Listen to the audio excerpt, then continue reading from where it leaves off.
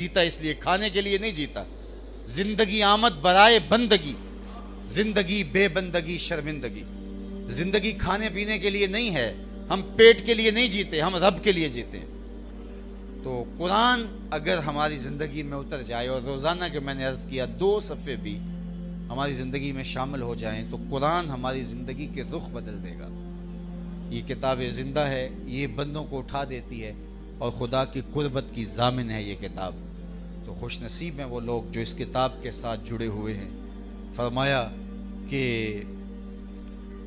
قرآن پڑھا کرو دن کے اجالوں میں اور رات کی تنہائیوں میں. اور پھر بھی ارشاد فرمایا کہ قرآن پڑھا کرو اور قرآن پڑھتے ہوئے رویا کرو. اور پھر فرمایا فَإِلَّمْ تَبْكُوا فَتَبَاكُوا، اور اگر رونا نہ آئے تو رونے کی کوشش کیا کرو، رونے والا منہ بنا لیا کرو. حضرت داتا گنج بخش علی حجویری علیہ رحمہ کشف المعجوب میں لکھتے ہیں کہ ایک مرید نے ان سے پوچھا حضرت اگر رونے کی کوشش کریں پھر بھی رونا نہ آئے، فرمایا پھر مقدر پہ رویا کرو. اتنے سنگ دل ہو گئے ہو کہ تمہاری آنکھیں آنسوں کا خراج نہیں دیتے. لا خیر فی عین لا تبکی من خشیت اللہ.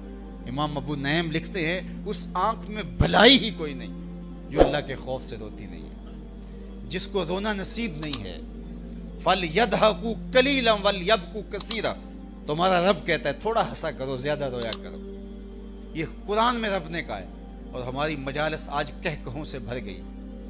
آج ہماری زندگی لطیفوں کی نظر ہوگی تو خود لطیفہ بن کے رہ گئے. آج آنکھیں کھلی ہیں آج نہیں پتہ چلے گا، آنکھیں بند ہوگی تو پھر پتہ چلے گا کس مغالطے میں رہے. آج موقع ہے، آج ساوی نے کھلے راوی نے انج ٹوک انوکھے ٹوک دے نہیں، ٹر پویں تے پینڈے مک جاندے کار بیٹھے ہیں فاصلے مک دے نہیں. تو کہا کہ زیادہ رونے کا مزاج پیدا کرو، بالخصوص سحری کا اٹھنا اگر نصیب ہو جائے تو سحری کے وقت تنہائی میں بہے ہوئے آنسوں کے میرے رب نے لاج رکھنے کا وعدہ کیا ہے.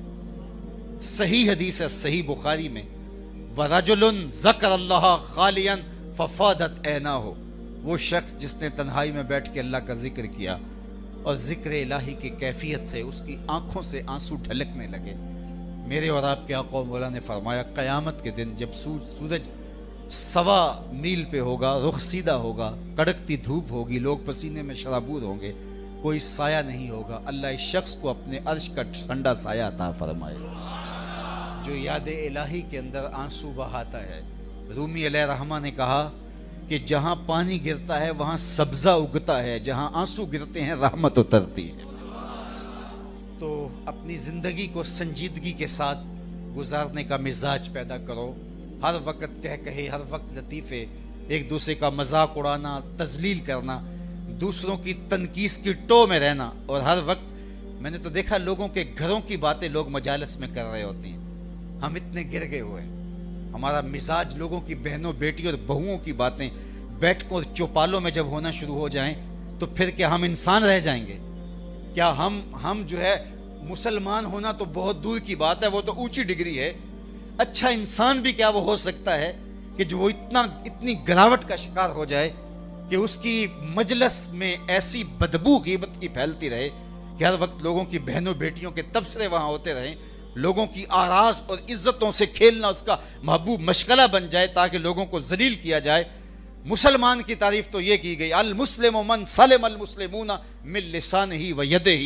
مسلمان کون ہے؟ جو تہجدیں بہت پڑھتا ہے. مسلمان کون ہے؟ کہا مسلمان وہ ہے جس کی زبان سے اور اس کے ہاتھ سے، اس کے رویے سے، اس کے طرز زندگی سے دوسرا مسلمان محفوظ رہتا ہے. ہم جو کہتے ہیں السلام علیکم، یہ تحیت المسلم ہے نا، السلام علیکم. تو اس کا کیا مطلب ہے؟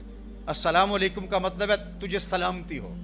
تو جب کوئی شخص کسی کو کہتا ہے السلام علیکم تو گویا وہ اس کو ضمانت دیتا ہے کہ میری طرف سے بے فکر ہو جا، میری طرف سے تیری جان بھی محفوظ ہے، تیرا مال بھی محفوظ ہے، تیری آراز، تیری عزتیں بھی محفوظ ہیں.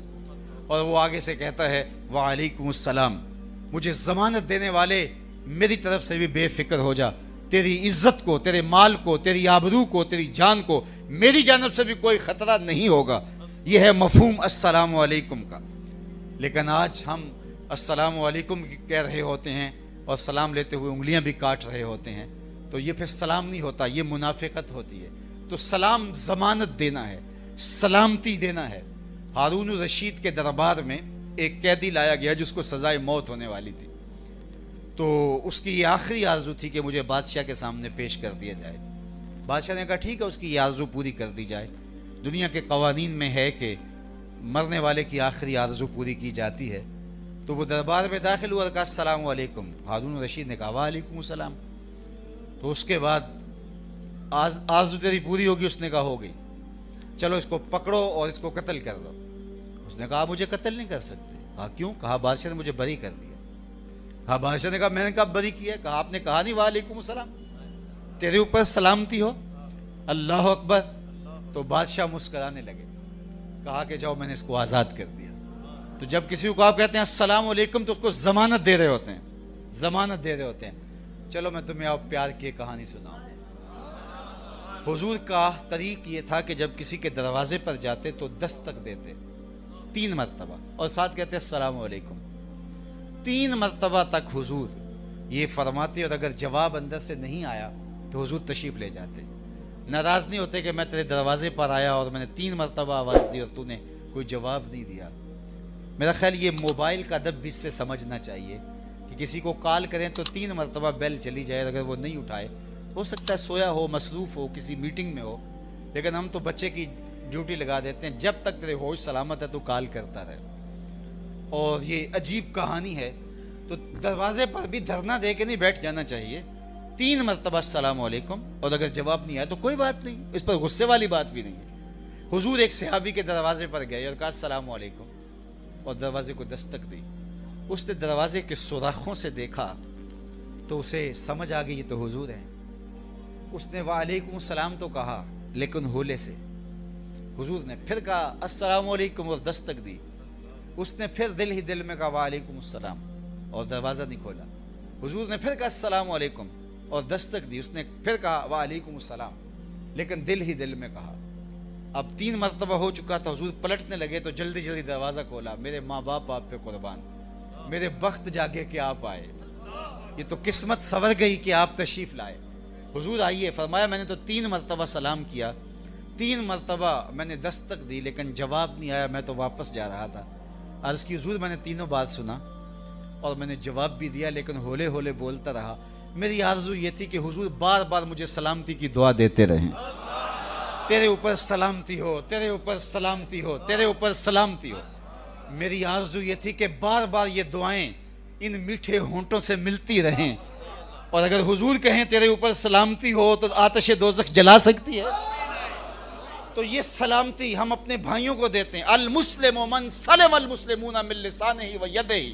تو کیسے ہم کسی کی بیٹی کی بات کر سکتے ہیں جب اس کو السلام علیکم کہہ چکے ہیں؟ ہم کیسے کسی کا مال لوٹ سکتے ہیں جب اس کو السلام علیکم کہہ چکے ہیں؟ جب ہم کسی کی تنقیص اور تذلیل کیسے کر سکتے ہیں جب اس کو ضمانت دے چکے ہیں السلام علیکم؟ تو کیسے ہم اس کو ذلیل کر سکتے ہیں؟ لیکن ہم ان لفظوں کے مفہوم سے ناآشنا ہو کے رہ گئے۔ لا یبقى من الاسلام الا اسمہ ولا یبقى من القرآن الا رسمہ مساجدہم عامرۃ وہی خراب من الہدی۔ میرے حضور نے فرمایا ایک وقت آئے گا اسلام صرف نام کا رہ جائے گا، قرآن کے صرف لفظ رہ جائیں گے۔ مساجدہم عامرۃ وہی خراب من الہدی، مسجدیں زیب و زینت کے لحاظ سے تو آباد ہوں گی لیکن ہدایت کے نور سے خالی ہو جائیں گے۔ یصبح الرجل مومنا و یمسی کافرا۔ فرمایا وہ وقت پھر ایسا ہوگا، صبح کو بندہ مومن ہوگا، شام کو کافر ہوگا۔ پل پل زندگیاں بدلے گی، چائے کی پیالی پہ دین بکیں گے، آرزویں تمنائیں دنیا بن کے رہ جائیں گی۔ آئیے آج بھی میرے پاس اور آپ کے پاس وقت ہے، پتہ نہیں موت کب ہمیں دبوچ لے۔ جب موت آتی ہے تو ایک لمحہ بھی نہیں لگتا۔ ہم کہتے ہیں ابھی تو فون پہ میری بات ہوئی، ابھی تو میں نے سبزی والی دکان پہ کھڑے دیکھا، لیکن جب موت آتی ہے تو صاحب ایک گھڑی، ایک ساعت اور ایک لمحے کا بھی تقدم و تاخر نہیں ہوتا۔ تو آج میرے لیے اور آپ کے لیے وقت ہے، فرصت کے ان لمحات کو غنیمت جانیے گا۔ ایک تو کبھی بھی 5 گانا نماز کو ترک نہ کیجیے گا، اور اپنی نظر کو ہمیشہ پاک رکھیے گا۔ جس شخص کی نگاہ پاک نہیں رہتی اس کو عبادات میں سرور نہیں مل سکتا۔ آج بہت لوگ شکایت کرتے ہیں کہ ہماری نمازیں بے لذت ہو گئی ہیں۔ نماز کا ایک ٹیسٹ ہے، لذت ہے، روزے کا اپنا الگ مزہ ہے، زکوٰۃ کا ایک الگ مزہ ہے، نفل کا ایک الگ مزہ ہے، دیکھیے آپ گوشت کھاتے ہیں تو اس کا ذائقہ الگ ہے، سبزی لیتے ہیں تو اس کا ذائقہ الگ ہے، آم کا ذائقہ الگ ہے، امرود کا الگ ہے، کیلے کا الگ ہے، سیب کا الگ ہے۔ تو یار جب کیلے اور سیب کا ذائقہ موجود ہے تو تہجد اور فجر کا ذائقہ نہیں ہے؟ تو ہر نماز کا ذائقہ ہے، فجر کا اپنا ذائقہ ہے، ظہر کا اپنا ذائقہ ہے، اس کو حظ کہتے ہیں، اس کو لطف کہتے ہیں، اس کو لطافت کہتے ہیں، اس کا ایک سرور ہے۔ پھر نماز گھر میں پڑھے تو اس کا لطف اور ہے، مسجد میں پڑھے تو لطف اور ہے، کسی باعمل کامل شخص کے پیچھے پڑھے تو لطف اور ہے، اور اگر گھر میں پڑھے تو مزہ اور ہے، اور اگر سجدے کے لیے حرم کا صحن مل جائے تو پھر لطف اور ہے، اور اگر ریاض الجنہ کی زمین مل جائے تو لطف اور ہے، کیفیت اور ہے۔ روزے کا بھی مزہ اور ہے، نفل روزہ رکھیں تو اس کا ایک اپنا ٹیسٹ ہے، فرض رکھیں تو اس کا اپنا مزہ ہے، اور روزے کھولنے کا ایک سرور ہے، روزہ رکھنے کا ایک سرور ہے، گھر میں سحری کریں تو اس کا سرور اور ہے، مسجد میں افطاری کریں تو اس کا سرور اور ہے، اور کامل مرشد کی صحبت میں بیٹھ کے اس کے ہاتھوں سے دی ہوئی کھجوریں لیں تو اس کا ٹیسٹ الگ ہے، اور روضہ رسول سامنے ہو اور کھجور پکی بھی مدینے کے باغ کی ہو اور مدینے میں بیٹھ کے افطار کر رہے ہوں تو اس کا ذائقہ اور ہے۔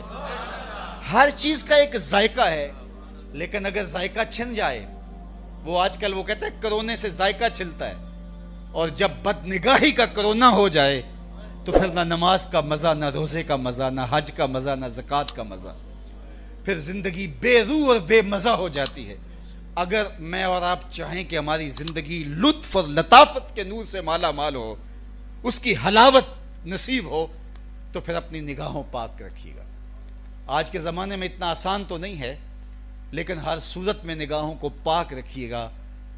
میں ضمانت دیتا ہوں آپ کو کہ سرور عبادت کا نہ آیا تو میرا گریبان پکڑنا، کیونکہ کیوں؟ ایمان کی حلاوت ہے، خالی ایمان ہی ایک کیفیت دیتا ہے، یہ سرور کہ میں مومن ہوں، یہی ایک نشہ ہوتا ہے۔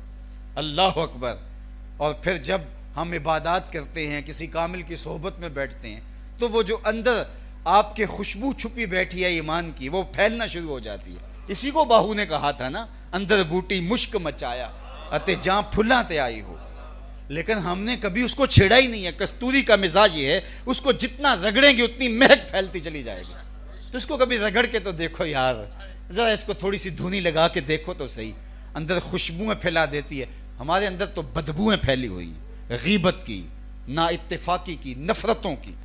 اپنے اندر کو صاف جب کریں گے تو یہ شفاف حجرہ، یا گندی جگہ پہ تو آپ کسی مہمان کو نہیں بٹھاتے، اور کوئی آپ کے گھر میں نفیس شخص آ جائے اور گندی جگہ پہ وہ بیٹھے گا، چند لمحوں کے لیے بیٹھے گا تو اٹھ کے بھاگ جائے گا۔